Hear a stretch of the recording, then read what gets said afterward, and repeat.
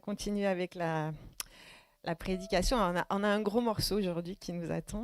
En fait, le thème que nous allons aborder, c'est l'un de mes thèmes de prédilection.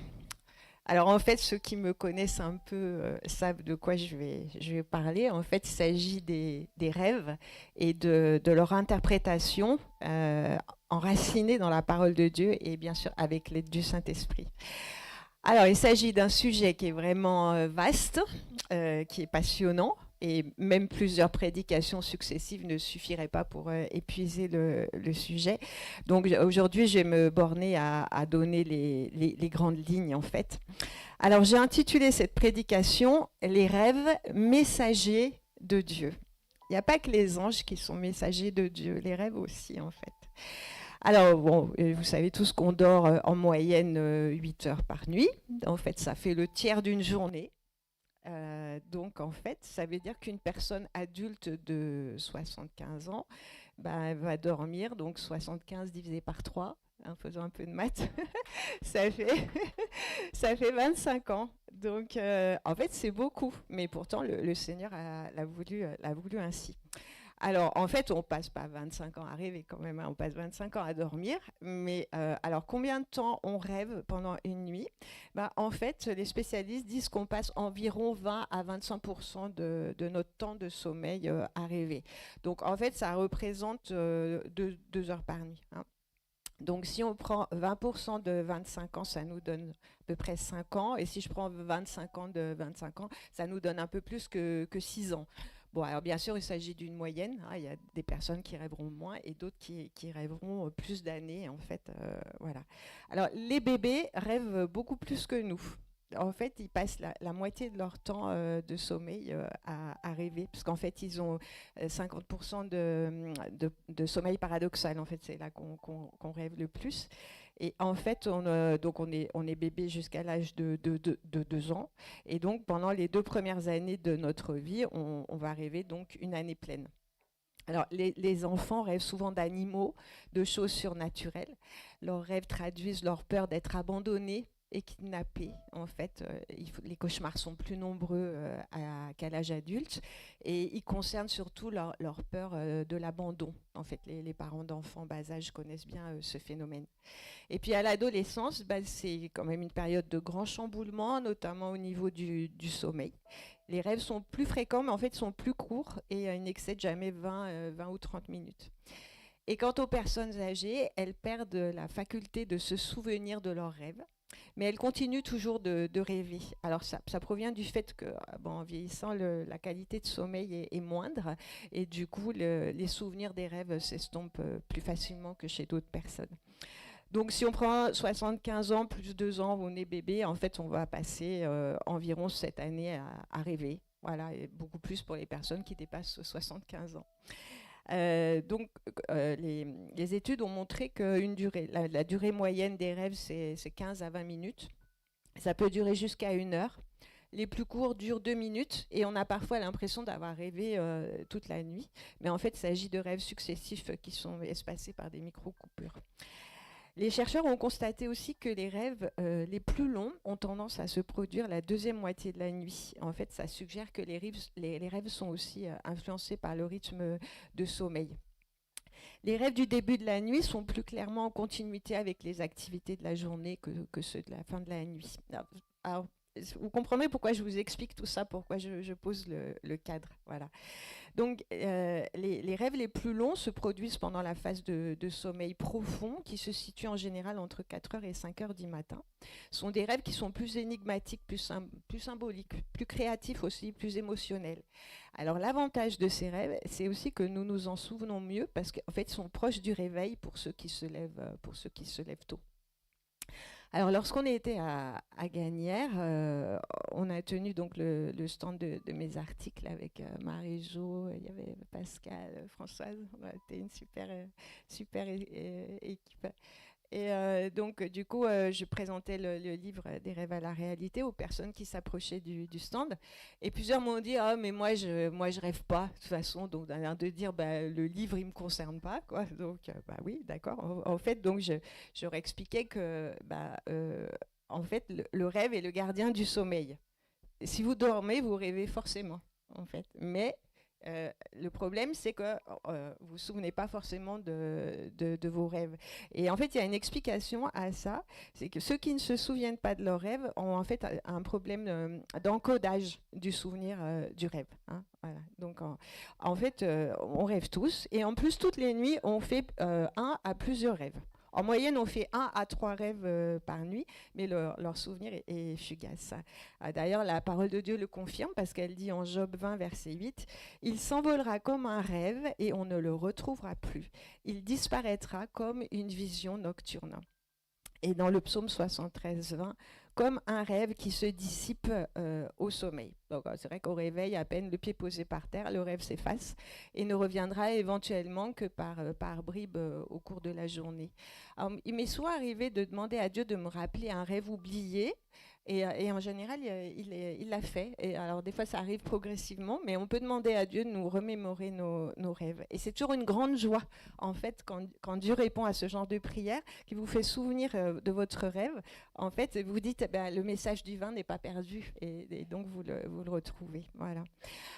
Alors, bien sûr, le Seigneur nous remémore, nous aide, mais on peut aussi s'entraîner nous-mêmes à nous souvenir de nos rêves. En fait, il suffit d'interroger son cerveau au réveil et de se poser la question, qu'est-ce que j'ai rêvé cette nuit? Dans quel lieu est-ce que je me trouvais? Avec quelle personne? Le fait de se poser ces questions, ça fait quand même des crochets qui vont ramener les souvenirs. Et puis, bien sûr, après, il faut noter dans un journal des rêves posé sur la table de nuit ce dont on s'est souvenu. Alors, ça aussi, c'est un conseil et une recommandation qui sont donnés par Dieu lui-même, puisque dans Jérémie 30, verset 2, Dieu dit au prophète, « Note bien par écrit tous les messages que je t'ai communiqués. » Donc, notez par écrit, et en plus tous les messages, en fait. Hein. Bon, alors, bien sûr, on n'a pas le niveau d'inspiration de Jérémie, mais quand même. Donc, si Dieu nous permet de nous souvenir des rêves à court terme, il nous incite aussi à les consigner par écrit pour en garder trace à long terme. Et on verra pourquoi ensuite. Alors, lorsqu'on commence à faire cet exercice, les premières nuits, les souvenirs sont assez imprécis. Mais au bout de quelques jours, on devient plus performant. Certaines situations favorisent le souvenir des rêves, particulièrement les moments de la vie qui sont un peu chahutés, un accident, un traumatisme, une période d'interrogation sur soi, sur son avenir. Et la psychanalyse utilise d'ailleurs les rêves comme matériel, comme matériel de travail sur l'inconscient, sur les désirs refoulés, les luttes internes, etc. Mais c'est assez réducteur. En fait, Dieu aussi nous parle au travers des rêves et il utilise les rêves comme un canal de communication. Aucun chrétien, aucune théologie ne peut contredire ça. En fait, les mots de la famille rêve ou vision apparaissent plus de 200 fois dans la Bible. J'ai même vu jusqu'à 250 rêves dans la Bible. Je n'ai pas vérifié, mais enfin, un minima, c'est 200. Et dans Job 33, 14 à 16, nous disons « Dieu parle cependant tantôt d'une manière, tantôt d'une autre, et l'on n'y fait pas attention. Il parle en songe, en vision nocturne, quand un profond sommeil tombe sur les hommes, quand ils sont endormis sur leur couche. Alors il fait des révélations aux hommes et met le sceau à leur instruction. » Dans Nombre 12, 6, on lit encore « C'est dans une vision que moi, l'Éternel, je me révélerai à lui, c'est dans un songe que je lui parlerai. » Donc les rêves peuvent varier en contenu et en perception. Certains sont en couleur, d'autres en noir et blanc. Et la capacité à lire ou à utiliser le langage des rêves est assez rare en fait. Parce que justement, c'est réservé à la sagesse de Dieu, bien plus qu'à la psychanalyse. Hein, voilà. Alors, donc je l'ai dit, la durée totale moyenne des rêves au cours d'une nuit, c'est environ 2 heures. Donc, ils peuvent inclure des images, des sons, des sensations, voire des émotions et des goûts. Donc on peut dire que rêver, c'est une fonction normale et universelle du cerveau. Elle est essentielle pour le traitement des émotions, la consolidation des expériences vécues, même si nous n'en gardons pas toujours le souvenir. Les rêves permettent de consolider la mémoire et ils permettent aussi l'acquisition en fait, de certains souvenirs. Hein. Donc vous voyez, même pour notre vie, notre santé, c'est important.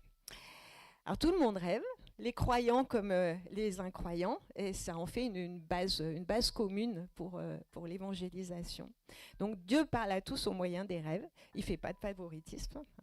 Donc gardons-nous de mépriser la révélation reçue par un incroyant ou un membre d'une confession autre que chrétienne. Voilà, combien de musulmans ont été sauvés grâce à un rêve, hein. Donc c'est magnifique.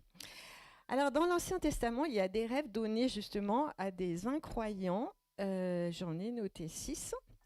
Alors, Abimelech, dans Genèse 20, verset 3, au sujet de Sarah, la femme d'Abraham, donc qu'Abimelech avait pris dans son harem. En fait, il ne savait pas que ce n'était pas seulement la demi-sœur d'Abraham et que c'était aussi son épouse. Donc, Dieu lui a envoyé un rêve pour lui dire « Attention, en fait, la femme que tu as prise est mariée. » Donc, vous voyez, Dieu a envoyé un rêve pour protéger Abimelech. C'est un incroyant. Hein, voilà. Ensuite, on voit Laban, Genèse 31, 24, au sujet de Jacob. Dieu lui dit « Ne parle ni en mal ni en bien à Jacob. Hein. » Donc là aussi, c'était pour protéger les deux parties en quelque sorte. Il y a aussi donc les rêves que vous connaissez bien, le panetier et les chansons de Pharaon. Donc ça, c'est Genèse 45, qui ont fait chacun un rêve que Joseph a ensuite interprété. Et puis, il y a aussi dans Genèse 41, Pharaon avec les 7 vaches grasses et les 7 vaches maigres, les épis gras et les épis maigres, etc. Un soldat madianite dans Jude 7, on en reparlera tout à l'heure, et le roi Nebuchadnezzar dans Daniel au chapitre 2 et 4. Voilà. Et si on regarde dans le Nouveau Testament, il y a aussi des rêves qui ont été adressés à des incroyants. En fait, il y a les mages qui sont allés adorer Jésus, et la femme de Pilate. J'en reparlerai aussi tout à l'heure. Alors, je vais vous donner le plan de cette prédication. Tout d'abord, on va voir la Bible et le vocabulaire des rêves. Ensuite, les différentes catégories de rêves, avec 1 ou 2 exemples de rêves qui sont racontés dans la Bible. Des conseils pratiques pour se lancer dans l'interprétation, avec 2 témoignages de rêves personnels, très courts, mais qui sont assez puissants. Et puis, les écueils à éviter lorsqu'on est débutant dans l'interprétation des rêves. Et puis, si on a le temps, on pourra terminer par un temps de ministère, soit pendant, soit après le culte, pour prier pour toutes les personnes en fait, qui n'arrivent pas à se souvenir de leurs rêves, et puis pour les personnes qui veulent recevoir le don d'interprétation. Alors, on va commencer par la Bible et le vocabulaire des rêves. L'Ancien Testament utilise différents mots pour traduire parfois le même mot hébreu rêve. Alors les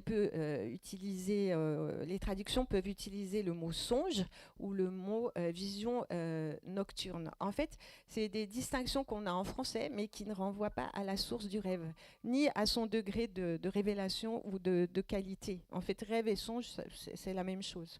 Mais certaines traductions vont davantage employer le mot songe lorsque la source est divine, et le mot rêve lorsque la source est naturelle. Mais ce n'est pas une règle systématique non plus. Donc de toute façon, dans le texte original, il n'y a pas de différence entre rêve, songe, vision nocturne. En fait, tout ça, c'est pareil. Par contre, si la Bible parle d'une vision tout court, en fait, c'est quelque chose qui survient dans la journée. Alors qu'un songe, un rêve ou une vision nocturne, ça survient pendant la nuit. Hein. Donc, il y a aussi une autre différence, ou plutôt une tendance que l'on peut dégager d'après le verset Nombre 12, 6. C'est dans une vision que moi, l'Éternel, je me révélerai à lui. C'est dans un songe que je lui parlerai. En fait, on voit que Dieu relie le mot révéler à vision. Hein, c'est dans une vision que je me révélerai.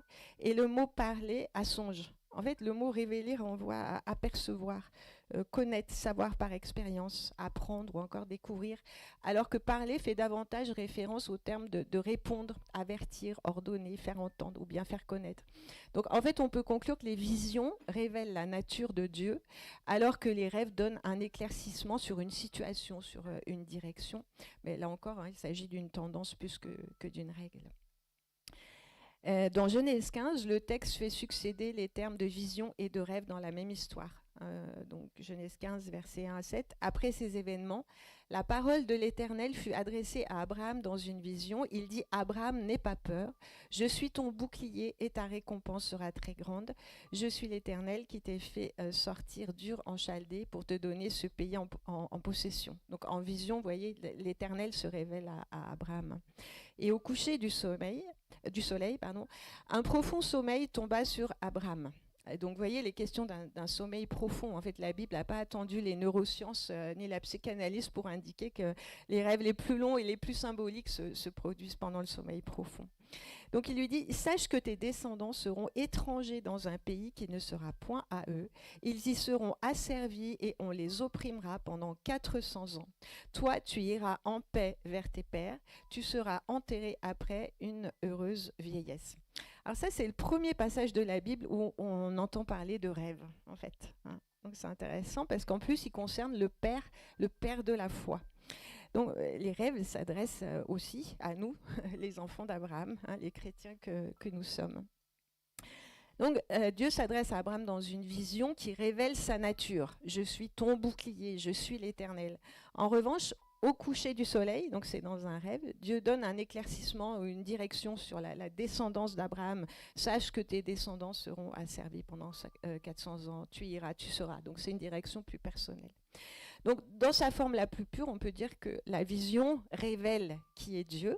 Par contre, les rêves sont plus personnels par nature et nous donnent une direction ou une révélation du plan de Dieu pour nous.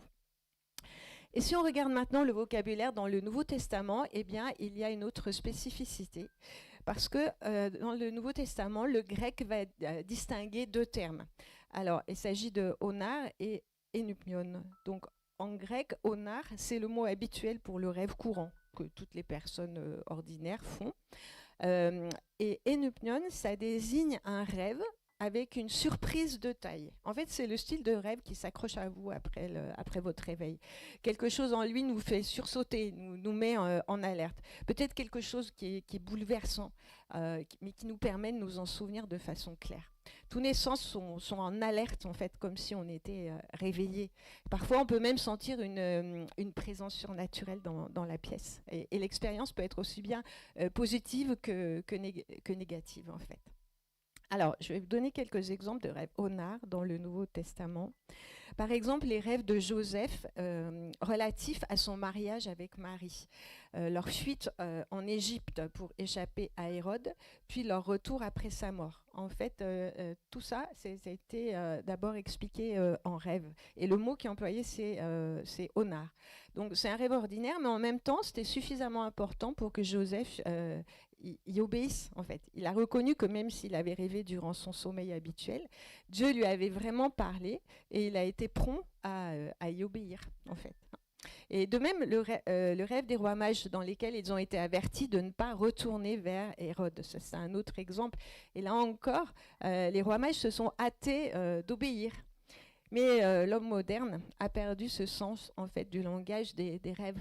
La question que je me pose, c'est combien de nous sont prêts à obéir à un rêve onar dans lequel Dieu parle? Dirons-nous, ah bref, c'était qu'un rêve, c'est le fruit de mon esprit, de mon subconscient, de mon imagination, hein, on me dit souvent ça. Hein.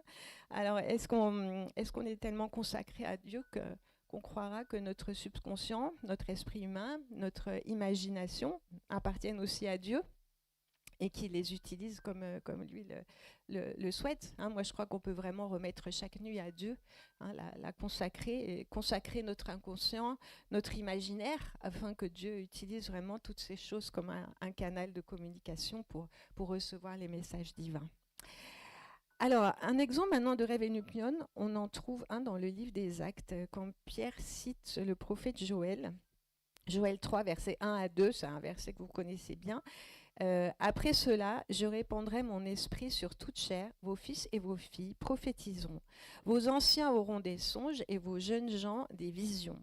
Même sur les serviteurs et les servantes, en ces jours-là, je répandrai mon esprit. Voilà. Donc dans ce passage, on voit que tout est un peu inversé. Même les plus humbles de la société, ceux qui ne font pas partie en fait du clergé hébraïque, vont prophétiser.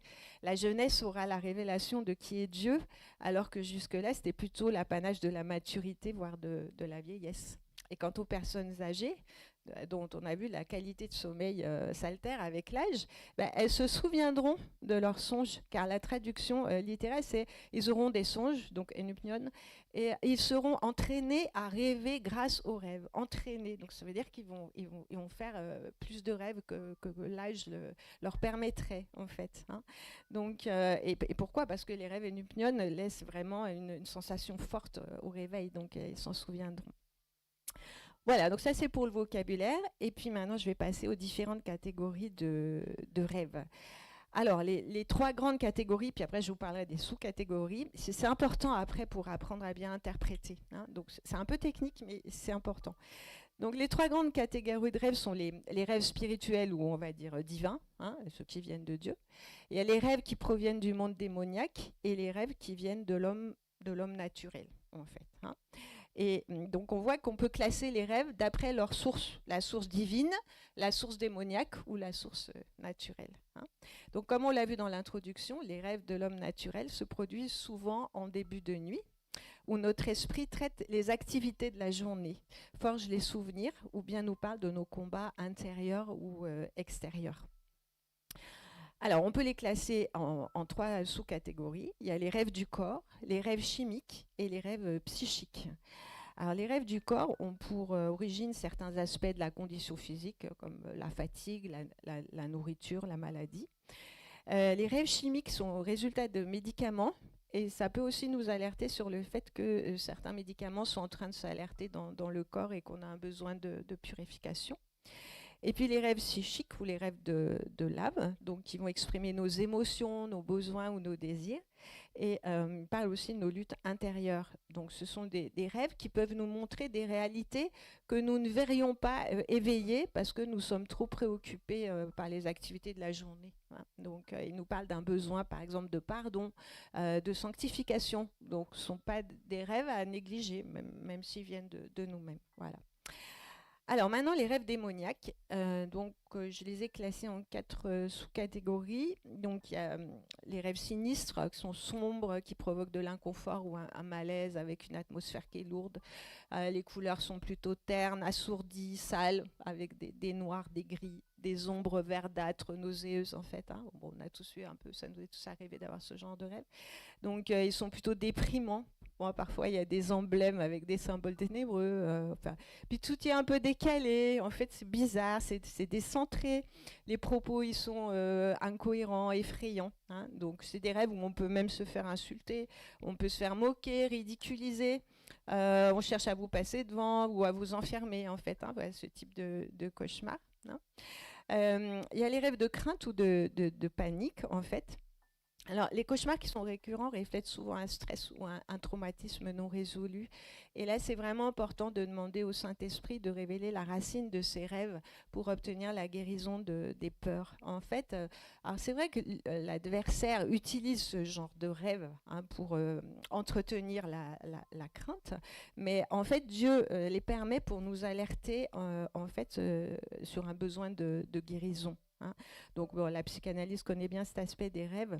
Par exemple, des personnes qui ont été abusées dans leur enfance mais qui n'en ont aucun souvenir auront forcément des rêves récurrents par rapport à ça qui peuvent les alerter. Hein. Donc en fait, c'est des rêves qui ne doivent pas être mis de côté, mais avec l'aide de personnes compétentes hein, et qui vont se mettre à l'écoute du Saint-Esprit, on pourra connaître en fait la source de ces rêves, faire remonter le traumatisme oublié. Hein. Donc voilà, on peut en tirer profit, même si ça vient de l'ennemi.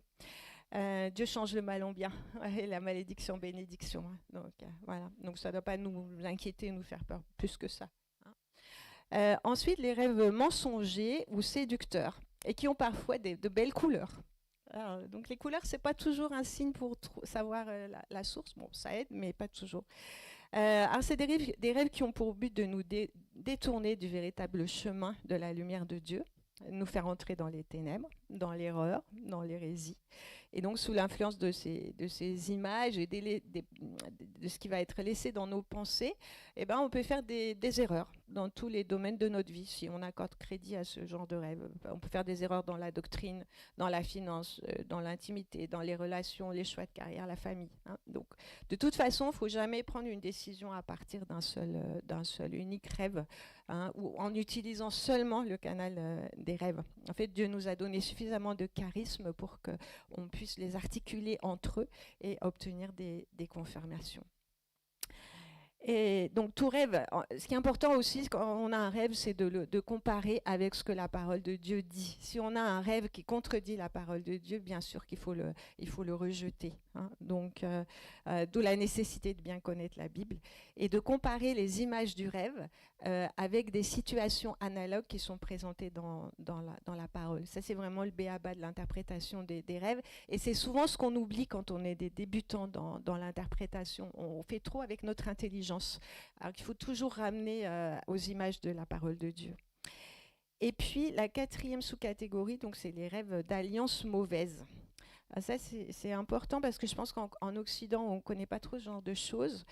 En fait, dans ces rêves, il y a des sorciers et des magiciens qui nous font contracter des alliances malsaines. En fait, à notre insu. Par exemple, on peut vous faire ingurgiter de la nourriture impure, des reptiles, des choses répugnantes en fait. On peut vous donner une main d'association, voilà, ou vous faire un rite qui apporte la malédiction et un échec dans nos vies en fait. Alors nos amis africains sont plus au fait de ce genre de choses que nous les occidentaux. Hein. Et on parle peu de ce type de rêve, mais ça arrive. Hein. Alors c'est d'autant plus facile pour les sorciers et les magiciens de le faire au moment du sommeil parce qu'en fait le rêveur baisse la garde quand il dort et en plus au réveil on peut avoir oublié ce genre de rêve ou alors on se dit mais qu'est-ce que je suis encore allé rêver, c'est n'importe quoi, mais ce ne sont pas des rêves à négliger non plus. En fait, ils ne doivent pas nous faire peur, mais là aussi, ils doivent nous alerter sur ce qui se passe dans le monde spirituel. Et quand ça arrive, il faut bien sûr appliquer le sang de Jésus, mais aussi chercher activement s'il n'y a pas une porte ouverte dans nos vies personnelles, dans l'histoire de notre famille ou dans notre lignée. Parfois, il y a des choses qu'on ignore et qui sont des portes. Et Dieu révèle ces choses. Et là encore, il est recommandé de prier à plusieurs personnes, avec des frères et sœurs qui ont le don de discernement et avec l'équipe pastorale, bien sûr, hein, pour traiter ce genre de rêve. Alors, j'en viens aux rêves qui nous intéressent le plus, bien sûr, c'est les rêves divins, les rêves qui nous viennent de Dieu. Donc, ce sont des rêves dans lesquels Dieu parle à notre esprit et dans lesquels le Saint-Esprit intercède aussi à travers notre esprit, ou encore des rêves dans lesquels on crie à Dieu. Alors, donc, pour en finir avec le langage savant, donc, il y a deux types de rêves. Il y a ceux qui sont intrinsèques et ceux qui sont extrinsèques. Donc, en fait, les rêves intrinsèques donnent des révélations sur nous-mêmes, dans le but de nous aider dans notre pèlerinage. Alors que les rêves extrinsèques parlent d'événements externes.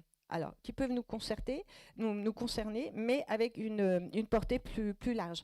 Par exemple, les personnes qui ont un don de prophétie ou qui sont prophètes sont souvent concernées par les rêves extrinsèques. Donc, j'en reparlerai plus loin. Voilà. Et donc, alors, les rêves spirituels, on a 12 sous-catégories. Alors, je ne veux pas... Enfin, c'est pas pour faire un catalogue, mais on va avoir des exemples de ces catégories dans la parole. Alors, les 12 grandes catégories sont les rêves de destinée, de réconfort, de correction, d'édification, d'exhortation, de direction spirituelle, d'instruction, de purification. Les rêves qui démasquent le cœur ou donnent des paroles de connaissance, des rêves de guerre spirituelle, de créativité et enfin de transmission des dons du Saint-Esprit. Moi, avant d'étudier les rêves, je ne me rendais pas compte qu'il y avait une telle diversité. Et on va voir que, en fait, c'est prouvé, ces catégories sont vraiment prouvées par les rêves qu'il y a dans la parole de Dieu. Alors, par exemple, les rêves de destinée, ça révèle le plan de Dieu pour une ville, pour une région, un pays, ou même sur le plan personnel. Ça nous donne une stratégie et ça recharge notre foi. Donc, par exemple, Abraham, en Genèse 15, donc au coucher du soleil, hein, on l'a vu, il tombe dans un profond sommeil. Une grande et sombre terreur s'empare de lui et Dieu commence à lui parler. Donc, la première chose à remarquer, c'est que le rêve est terrifiant et sombre, mais pourtant, il vient de Dieu. Hein, vous voyez ce que je vous disais par rapport aux couleurs. Donc, elles ne suffisent pas pour indiquer la source du rêve. En fait, c'est l'atmosphère du rêve est alignée sur le contenu. Dieu ne va pas annoncer quelque chose de très plaisant à Abraham. Et donc, l'atmosphère du rêve va avec le contenu du message. Hein. Il lui dit tes descendants vont être étrangers, esclaves dans un pays pendant 400 ans. C'est pas une nouvelle très glorieuse. Enfin, c'est pas très amusant. Hein, donc on comprend que le rêve soit sombre et un peu ténébreux. Dans le Nouveau Testament, on a un autre rêve de destinée. Donc c'est Paul qui rêve d'un Macédonien. En fait, debout, et qui lui adresse cette prière, passe en Macédoine et vient à notre secours. Et aussitôt après ça, Paul et toute son équipe cherchent à partir pour la Macédoine, parce qu'en fait, ils étaient certains que Dieu les avait appelés à porter la bonne nouvelle aux habitants de cette contrée. Donc on lit ça dans Actes 16, 6 à 10 pour ceux qui prennent des notes. Donc là, on voit un exemple de rêve de destinée sur l'évangélisation de la Macédoine. Ensuite, donc, il y a les rêves de direction spirituelle qui comportent un net sentiment d'urgence avec pour objectif de nous donner une direction spécifique avec des panneaux indicateurs qui servent à nous diriger et à éviter certains pièges. Donc, ils nous font désirer une dimension spirituelle que nous n'avons pas encore. Je donnerai un exemple après. Et il y a aussi donc les rêves de réconfort. Alors, ça, c'est très courant, qui nous transmettent l'amour du Père et qui servent à guérir nos émotions et nos souvenirs.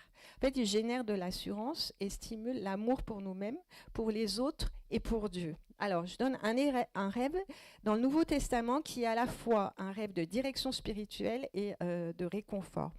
C'est l'exemple de Joseph dans Matthieu, au chapitre 1, verset 20. En fait, vous vous souvenez, Joseph pensait à se séparer de sa fiancée Marie, qui était enceinte, donc il y pensait secrètement.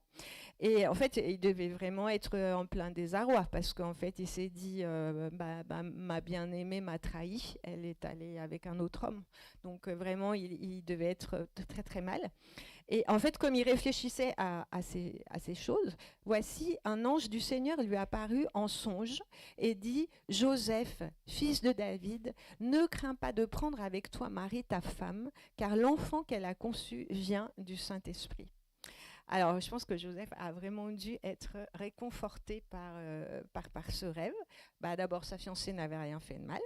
Et puis, Dieu l'appelait à entrer dans la dimension spirituelle de chef de famille et de protecteur du Messie, parce qu'en fait, il lui dit fils de David. Hein, et cette expression, ça renvoie toujours au Messie. Voilà, donc, très beau rêve de réconfort et en même temps de direction spirituelle. Voilà. Alors, il y a les rêves de réconfort, puis il y a aussi les rêves de correction. Alors, ce n'est pas des rêves de condamnation, mais par contre, ce sont des rêves qui vont révéler les changements dont nous avons besoin pour progresser face à des problèmes de caractère, de cœur, de repentance. Donc, ils ont toujours pour but notre amélioration. Par exemple, dans Daniel 4, le rêve de Nebuchadnezzar. Alors, vous vous souvenez, le roi a vu un arbre gigantesque, magnifique, les oiseaux du ciel venaient sur les branches de l'arbre, enfin, super vraiment, quoi. Et puis d'un coup, il y a un être toujours vigilant qui descend du ciel, et puis qui dit « Abattez l'arbre et détruisez-le, mais laissez en terre la souche avec les racines au milieu de l'herbe des champs, et entourez-la d'une chaîne de fer et de bronze, qu'elle soit trempée par la rosée et partage le sort des animaux. » Voilà, donc un rêve terrible. Et Daniel explique au roi que donc en fait il est cet arbre magnifique et puissant, mais il est devenu tellement orgueilleux que finalement Dieu a décidé de lui le retrancher, lui enlever la royauté, et qu'en fait il va vivre comme un animal pendant 7 ans, jusqu'à ce qu'il reconnaisse que le Dieu très haut est maître de toute royauté et qu'il la donne à qui il veut, et que la royauté lui sera rendue donc dans 7 ans, lorsqu'il aura reconnu que le Dieu du ciel est le maître. Voilà. Donc, le rêve se produit, il ne se passe rien pendant 1 an, donc Dieu a vraiment laissé le temps. Et 1 an plus tard, le rêve s'accomplit. Donc, on lit dans Daniel au verset 24. Oui, donc en fait, Daniel dit au roi que Sa Majesté le roi daigne accueillir favorablement mon conseil, qu'il renonce à ses péchés et à ses fautes, qu'il pratique la justice et soit bon envers les pauvres. Donc en fait, Daniel a parfaitement compris le rêve et il a donné l'application. Alors interpréter c'est très bien, mais ce qui compte surtout c'est de savoir appliquer le rêve en fait. Donc Daniel donne l'application, mais le roi dans son orgueil n'en fait aucun cas. Et du coup au bout d'un an, eh bien le roi va se retrouver comme une bête parmi les champs à manger de l'herbe, voilà, comme un bœuf, voilà. Donc, si on ne veut pas devenir herbivore, faisons attention aux rêves de correction, hein. Non, mais c'est vrai que c'est important. Après, on a les rêves d'édification qui nous donnent de l'espérance, avec un sentiment vraiment euphorique au réveil. Ils nous donnent de l'espoir et dissipent le découragement. Alors, quelle est la différence avec les rêves de réconfort? Donc, on va voir un exemple. Le rêve de Jacob, chapitre 28 de la Genèse. Jacob est en train de fuir son frère Ésaü qui est très, très en colère. Et du coup, Jacob se retrouve seul dans le désert. Il a peur, il est découragé. Et à ce moment-là, il a un rêve. Donc, vous vous souvenez, c'est le rêve de l'échelle. Donc, il voit une échelle qui part de la terre jusqu'au ciel, avec en haut de l'échelle Dieu. Voilà. Et en fait, Dieu parle à Jacob dans ce rêve. Il lui promet de marcher avec lui et de le faire prospérer. Au verset 14 et 15, on voit qu'il renouvelle la promesse qu'il avait faite à Abraham sur sa descendance, qu'elle sera aussi nombreuse que les grains de poussière du sol. Vous étendrez votre territoire vers l'ouest et vers l'est, vers le nord et vers le sud. Et à travers toi et tous tes descendants, je bénirai toutes les nations de la terre. Je suis avec toi et je te protégerai partout où tu iras. Et je te ramènerai dans ce pays. Je ne t'abandonnerai pas. Je ferai tout ce que je t'ai promis. Et au verset 19, Jacob appelle cet endroit Bethel, en fait, ce qui veut dire la maison de Dieu. Donc, en fait, dans le rêve, Jacob a compris deux choses. Première chose, qu'il était au pied de la maison de Dieu, parce qu'il a dit, ce lieu est redoutable, je suis au pied de la maison de Dieu. Et en même temps, dans le rêve, Dieu lui explique qu'il va bâtir sa maison, sa famille, en fait. Et donc, Jacob dit qu'il appelle ce lieu Bethel. Hein, la maison de Dieu. Donc c'est un rêve qui a donné espoir à Jacob, qu'il a réconforté, qu'il a fortifié, mais en même temps qu'il a renouvelé les promesses sur sa famille, hein, sur sa destinée en fait. Hein, voilà. On a aussi les rêves d'exhortation, alors qui nous donnent le courage et la foi pour agir. Donc, ils contiennent un fort sentiment d'urgence. Ils mettent au défi de passer à l'action pour Jésus et ils révèlent ce qui se passe en coulisses dans le monde spirituel et particulièrement dans le monde démoniaque. Donc, dans ces rêves, le Seigneur nous invite à agir courageusement en fonction de ce que nous avons vu. Comme Joseph a fait avec Marie, en fait, il a su qu'il devait fuir avec Jésus et Marie en Égypte pour protéger l'enfant. Voilà, donc du coup, il est parti en toute hâte. Et aussi les rois mages, hein, donc, qui ont été invités à rentrer chez eux par un autre chemin. Donc ça, c'est Matthieu 2,12. Donc c'est un rêve d'exhortation. On a aussi les rêves d'instruction, dans lesquels la sagesse de Dieu est enseignée. Donc, c'est des rêves dans lesquels la parole de Dieu est mise en valeur. Il y a fréquemment une voix off qui parle, il y a un verset qui peut être cité, il y a une instruction de nature doctrinale, mais toujours avec un aspect de révélation. Donc, les leaders ont parfois ce type de rêve. Par exemple, dans Daniel 7, 15 à 28, le prophète voit 4 animaux terrifiants qui correspondent à des rois ou royaumes. Donc, le peuple de Dieu sera livré au pouvoir du 4e roi pendant 3 ans et demi. Et ensuite, le tribunal céleste siégera et le prévoit de sa souveraineté. Donc la souveraineté et la grandeur de tous les royaumes terrestres seront attribués au peuple qui appartient au Dieu très haut. La royauté de ce peuple durera éternellement et toutes les puissances du monde lui obéiront et le serviront. Donc là, la voix off, en fait, c'est un ange qui parle à Daniel dans la vision et qui l'instruit sur le cours de l'histoire avec les différents royaumes qui vont se succéder et l'arrivée du royaume de Dieu à la fin des temps, en fait. Hein, donc rêve d'instruction. Alors, plus courant, les rêves de purification ou de sanctification. Ceux qui étaient là avec le week-end avec Anne Griffith, elle en avait parlé un petit peu. Vous savez, c'est des rêves qui se passent dans les toilettes ou dans la salle de bain. En fait, c'est pour nous laver. Enfin, Dieu utilise ce genre de rêve pour nous laver en fait des souillures, de la saleté qu'on ramasse dans ce monde. Donc, les cœurs et les pensées sont salis, hein, malheureusement, à cause de notre contact avec le péché et le mal ambiant. Et en fait, ce sont des rêves qui nous incitent, ils nous lavent et qui nous incitent aussi à nous laver avec le sang de Jésus-Christ qui nous purifie. Donc ça peut se passer dans des toilettes publiques, par exemple. Donc ça invite à une purification en lien avec l'extérieur. Et puis ça peut être aussi dans notre salle de bain. Donc là, c'est plus privé. Donc ça concerne des souillures plus personnelles, en fait. Alors dans Zacharie 3, versets 1 à 5, on a quelque chose de semblable. Alors, la Bible ne dit pas que Zacharie rêve, mais elle dit qu'il a une vision. Bon, de toute façon, rêve et vision, ça fonctionne de la même façon, hein, dans la parole. Et en plus, en hébreu, vision, ça veut dire voir en miroir. Voir en miroir. Donc, c'est ce même principe que le rêve, hein, voilà. Donc, qu'est-ce qui se passe là dans cette vision? Zacharie voit le grand prêtre Yeshua qui est debout devant l'ange du Seigneur, revêtu d'habits sales.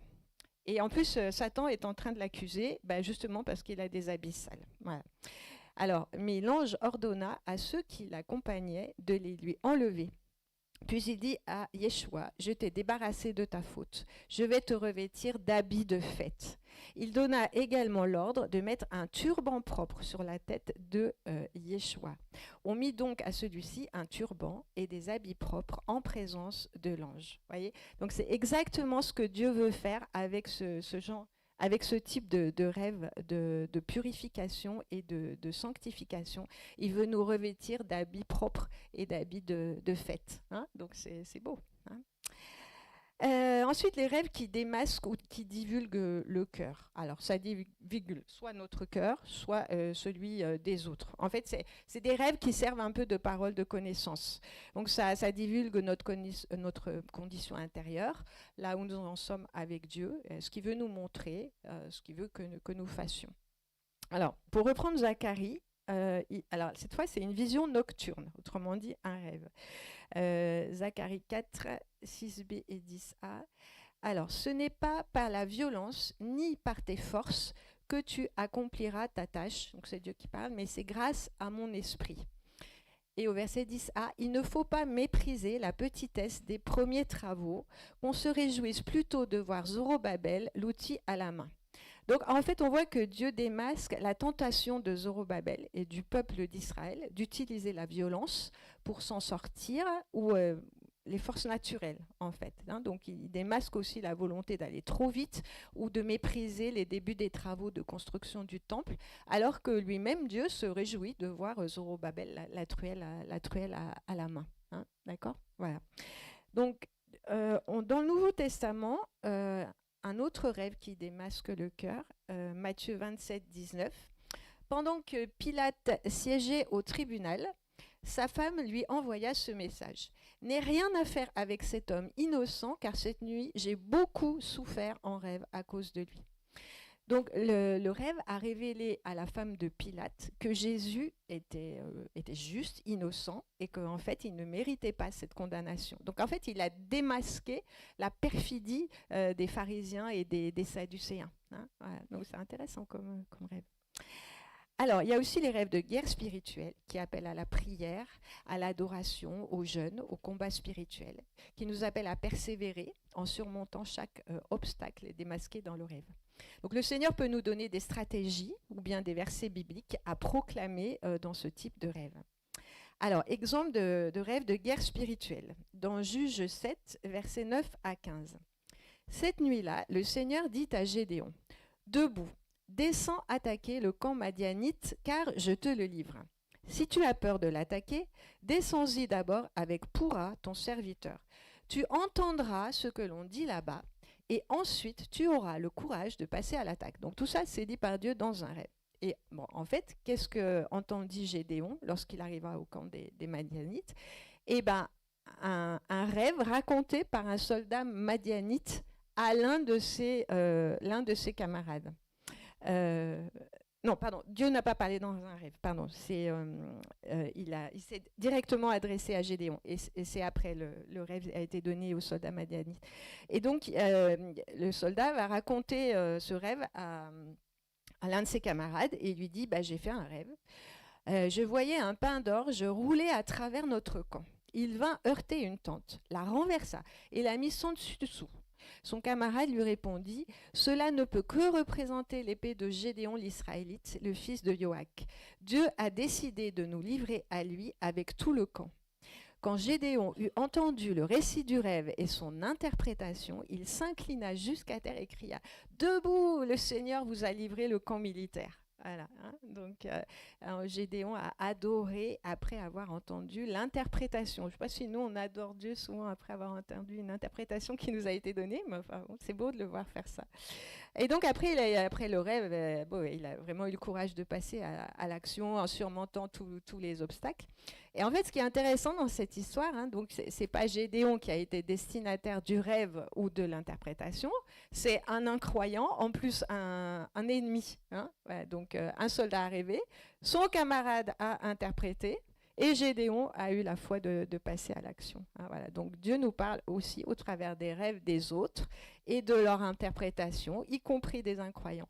Donc soyons respectueux des rêves des incroyants, de leur capacité aussi à interpréter, et sachons en retirer ce que Dieu veut nous dire pour nous-mêmes ou pour la personne qui a eu le rêve. D'ailleurs, les rêves, c'est un bon moyen d'évangélisation. Si vous avez un collègue de travail qui n'est pas croyant et qui vous raconte un rêve, allez-y, c'est un super moyen. Voilà. Et un conseil aussi pour interpréter nos rêves, c'est de les raconter aux membres de notre famille. C'est très bien de s'entraîner en famille dans un cadre sécurisé, en fait, avec une saine émulation qui nous permet de progresser ensemble. Et puis en plus, ça reste dans le cadre de la famille. Donc même si on commet des erreurs d'interprétation, c'est pas grave, en fait. Hein. Donc ça crée vraiment un cadre sécurisé. Ensuite, les rêves de créativité. Alors qui cherchent à provoquer des changements. C'est des rêves qui comportent des dessins, des textes, des chants, des nouvelles façons de faire pour changer la culture environnante. Les artistes, les entrepreneurs, les chercheurs, en fait, peuvent avoir ce type de rêve. Alors, on en trouve un exemple dans Genèse 31, 10 à 13. Donc, c'est encore Jacob qui parle. À l'époque où les bêtes s'accouplent, voici ce que j'ai vu en rêve. Les mâles qui s'accouplaient avec les brebis ou les chèvres avaient des rayures, de petites taches ou des points de couleur.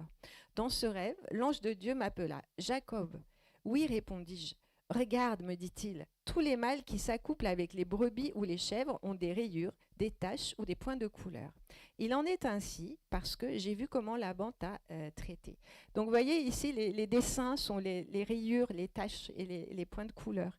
Et on apprend précédemment au verset 37 que justement, suite à ce rêve, Jacob se procura des baguettes fraîches de peuplier et de platane. Il enleva des petites bandes d'écorce pour faire apparaître des rayures blanches et il disposa ces baguettes rayées dans les abreuvoirs sous les yeux des bêtes. Et les bêtes s'accouplèrent devant les baguettes et du coup, elles donnèrent naissance à des chevreaux qui avaient des rayures et des petites taches. Et donc, ainsi, Jacob put s'enrichir en créant des troupeaux personnels. Donc, on voit que Dieu donne dans ce rêve une leçon de génétique, en fait, afin que Jacob soit dédommagé de son dur travail auprès de son beau-père et qu'il puisse retourner dans son pays avec des troupeaux personnels. Sinon, en fait, Laban l'aurait laissé repartir sans rien, malgré toutes les années passées à travailler chez lui. Et la dernière catégorie, donc, c'est les rêves de transmission de l'esprit, dans lesquels Dieu lui-même active les dons spirituels. Donc le rêve devient comme une imposition des mains célestes. Alors, où est-ce qu'on a un exemple là-dedans de ce type de rêve? Eh bien, dans 1 Chronique 7, versets 1 à 13. En fait, dans la nuit, Dieu apparaît à Salomon et lui dit « Que pourrais-je te donner? Demande-le-moi. » Et Salomon répond « Veuille me donner sagesse et discernement pour que je sache remplir cette tâche à la tête de ce peuple. Sans cela, personne ne pourrait gouverner ton peuple qui est si grand. » Donc on voit que dans le rêve, Salomon demande sagesse divine et discernement divin pour succéder à son père David et gouverner correctement le peuple d'Israël. Et Dieu lui accorde les dons de sagesse et de discernement. Ça se fait dans le rêve. Hein. Donc voilà. Alors maintenant, quelques conseils pratiques pour l'interprétation. J'en ai donné un petit peu au fur et à mesure, mais plus précisément. Je voudrais qu'on se rappelle que en fait, Jésus enseignait beaucoup à l'aide de paraboles. Et en fait, il continue aujourd'hui d'enseigner. Il le fait au travers de la prédication, au travers des études bibliques. Mais une part importante de son instruction est toujours donnée à l'aide de métaphores, en fait. Hein. Les métaphores sont des images. Et nos rêves sont les paraboles actuelles de Jésus. Et ce sont celles des temps modernes. Hein. D'ailleurs, le pasteur Jérémy Potin, qui était venu à Lyon lors d'une soirée de la IMG, a d'ailleurs utilisé cette expression de parabole nocturne pour qualifier nos rêves. C'est le titre de son livre, d'ailleurs. Hein. Voilà. Proverbe 25, verset 2, « La gloire de Dieu, c'est de cacher les choses. La gloire des rois, c'est de les révéler. » Donc Dieu va souvent cacher les choses dans les rêves, il y a des énigmes effectivement, mais c'est aussi notre rôle de décrypter en fait ces images. C'est glorieux hein, de comprendre les paraboles nocturnes et les révéler, en fait, ça fait partie du royaume de Dieu.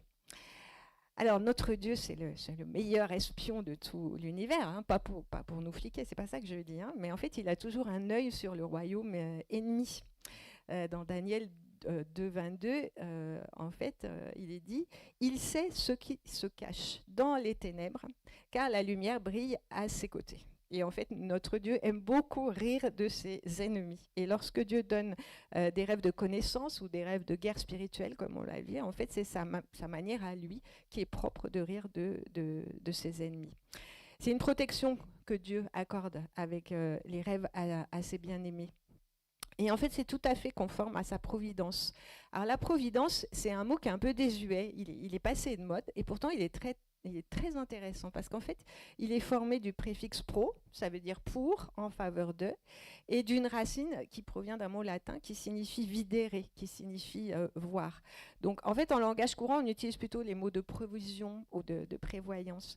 Mais en fait, la providence de Dieu, c'est sa capacité à voir à l'avance et à pourvoir en conséquence. Et donc, dans les rêves, il nous permet de voir à l'avance pour pourvoir qu'on ne se fasse pas ensuite avoir. Hein, voilà. En Jean 3, 32 à 33, nous lisons « Il témoigne de ce qu'il a vu et entendu, et personne ne reçoit son témoignage. Celui qui a reçu son témoignage a certifié que Dieu est vrai. » Donc Jésus témoigne de ce qu'il voit dans le 3e ciel, dans le 2e ciel, mais aussi sur la terre. Hein. Donc il témoigne en nous donnant des rêves qui vont lever le voile sur le monde céleste, aussi bien le monde lumineux que le monde ténébreux.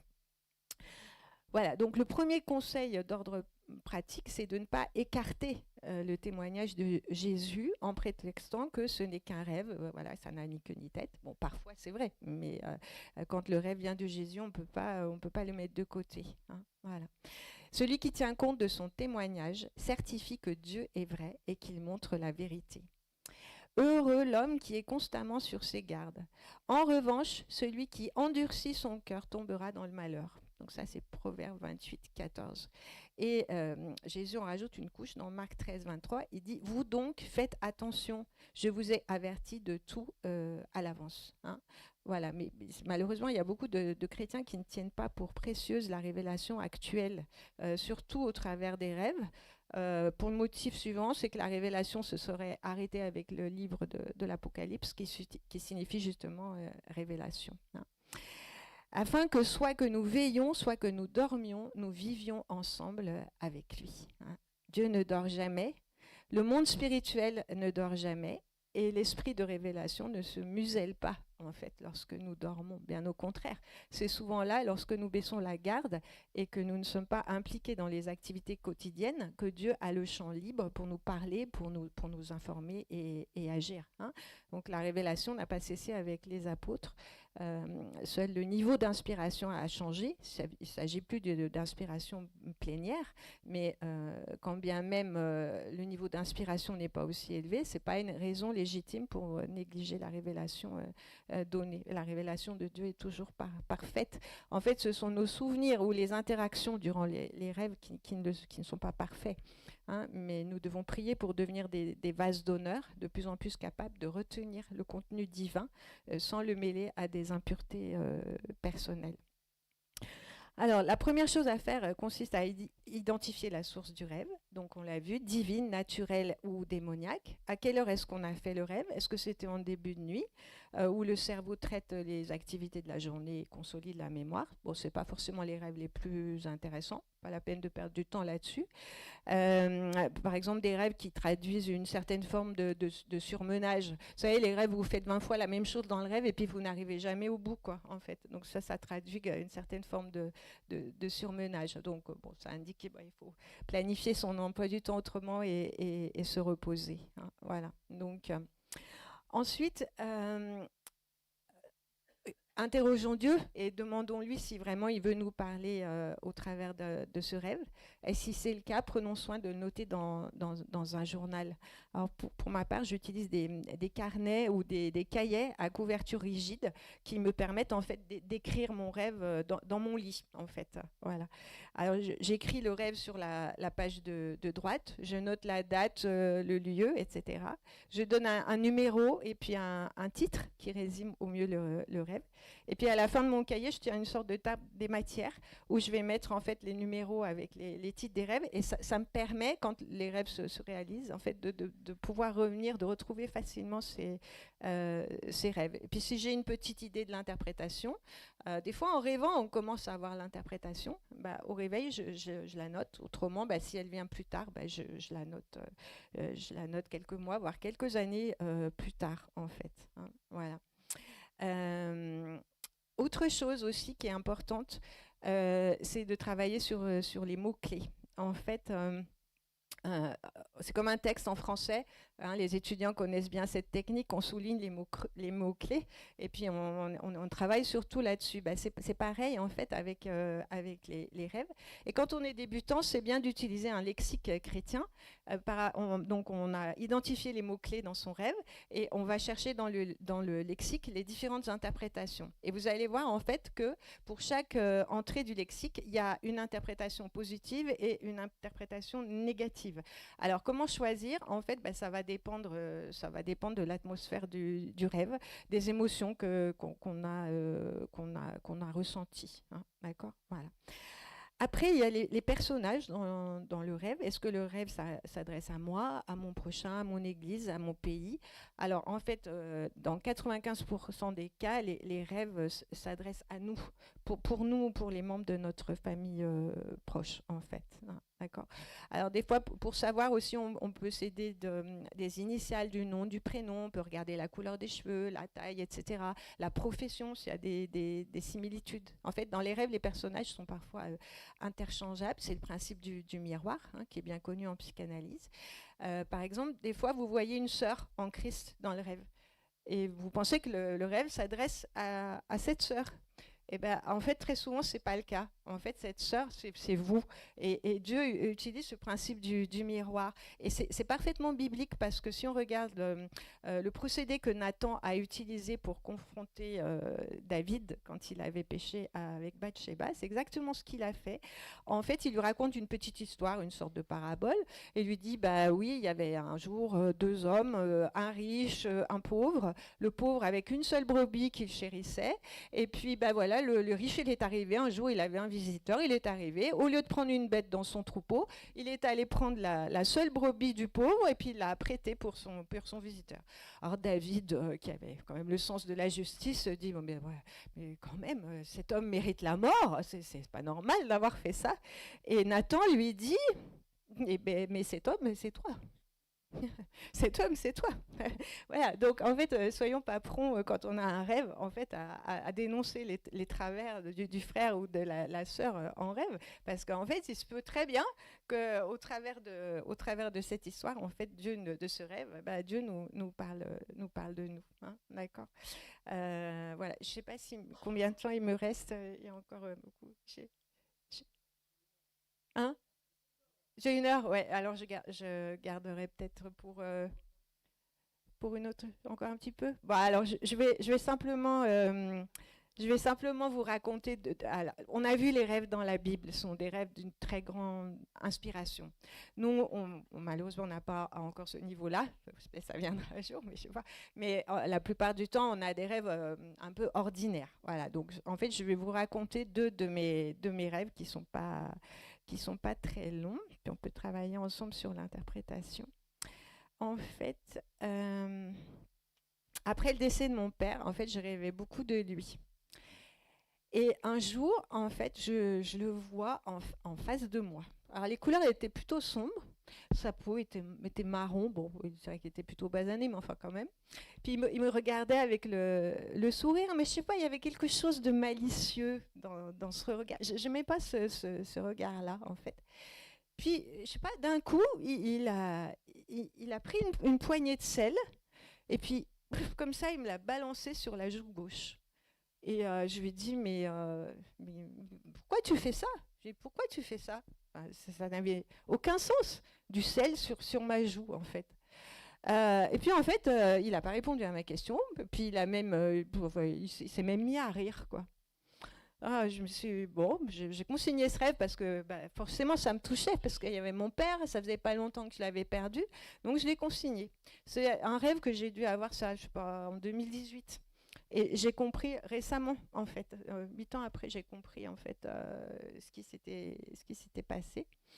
Et alors, on va essayer de faire l'exercice ensemble pour décrypter. Donc, si on regarde en fait les mots-clés, qu'est-ce qu'on a comme mots-clés? On a le père, le sel, la joue, le côté gauche, le rire et le verbe. Les verbes aussi sont importants, lancer. Voilà. Alors, donc le personnage du père, si je prends l'interprétation positive, bah, ça peut être mon père céleste. Le père représente le père céleste. Hein. Ben, ça peut être aussi le diable, parce que pourquoi vous avez pour père le diable avant notre conversion. Donc, en fait, vous voyez, l'interprétation positive, l'interprétation négative. Voilà. Donc, c'était quoi? On verra après. Ensuite, le sel. Quand est-ce que le sel est utilisé dans la parole de Dieu? À quelle occasion? Quand on parle, oui, de... Oui, la purification, la conservation aussi. Et puis, c'est utilisé, vous savez que toutes les offrandes étaient salées avec du sel. Et ça symbolise en fait l'alliance éternelle avec Dieu. Hein, d'accord. Et le sel, c'est aussi symbole de stérilité. La mer morte qui est salée, il n'y a pas d'être vivant dedans. Hein, d'accord. La stérilité et donc la malédiction aussi, en fait. Bon, qu'est-ce qu'on prend? On a son lexique, on vient de voir tout ça, les images dans la parole de Dieu, c'est pas si facile, non? Et la joue. Bon, alors la joue, c'est la grâce, c'est la féminité, etc. Le côté gauche, c'est le côté spirituel. Hein, le côté droit, c'est le côté naturel. Le côté gauche, c'est le côté spirituel. Et puis, frapper à la joue, là c'était presque ça, parce qu'il balance le sel. Frapper à la joue, c'est insulter. Donc, et les couleurs sombres, finalement, ce rêve, bah, il n'était pas si bon que ça. Mais en fin de compte, moi, c'était mon père. Alors, bah, je me disais, bon, c'est peut-être positif, en fait. Et en fait, ça m'a longtemps intriguée. Et heureusement que j'avais noté ce rêve, parce que bah, je ne m'en serais pas souvenu sinon. Et en fait, comment j'ai pu interpréter le rêve? Alors, j'ai eu d'autres rêves après. J'avais eu des paroles de connaissance que j'avais reçues personnellement et que d'autres personnes avaient reçues pour moi. Et tout ça, ça a permis en fait d'interpréter correctement le rêve. En fait, c'était quoi donc l'interprétation? Il y en a peut-être qui ont compris, ceux qui ont le discernement, mais moi à l'époque je n'avais pas compris en fait. Il s'agissait d'une malédiction intergénérationnelle. qui passait par mon père, en fait. Et que le diable voulait maintenir dans ma vie, en fait, sous forme d'une alliance éternelle, hein, pour maudire ma vie, aussi bien physique, spirituelle, puis aussi dans la féminité, etc. Voilà. Et en plus, quand je lui ai demandé des explications sur le geste de lancer le sel à la figure, il n'a pas répondu, parce qu'en fait, il y avait, malheureusement, ça arrive, peut-être vous serez concernés comme moi, il y avait un secret de famille, quelque chose que j'ignorais en fait, bon, qui m'a été révélé après. Et bien sûr, le regard malicieux et le rire, en fait, ça faisait référence à sa jubilation par rapport à ce secret qui m'avait handicapé toute ma vie. Voilà. Et donc, en fait, dans sa bonté, Dieu a révélé les choses au travers de ce rêve et d'autres charismes, en fait, hein. Voilà. Donc, après, bon, mais j'ai pas toujours que ce type de rêve, heureusement, hein. Une autre fois, j'avais rêvé une équipière de prière à Oron. Oron-la-Ville, c'est le siège de Jean-Luc Traxel, le président de l'IMG. Et donc, il y avait, dans ce rêve, j'ai vu une équipière de prière qui me disait continue de poser des questions à Dieu, en fait. Et c'était sur le même thème aussi. Et voilà. Et Dieu utilise vraiment nos rêves pour nous libérer, pour nous bénir. Et voilà. Et c'est vraiment quelque chose de magnifique. Voilà. Bon, j'avais prévu les écueils à éviter pour les débutants, mais on a vu déjà beaucoup, beaucoup de choses. Et je pense que ça peut vraiment vous aider à démarrer dans l'interprétation des rêves sans commettre les erreurs que moi j'ai commises quand j'ai commencé.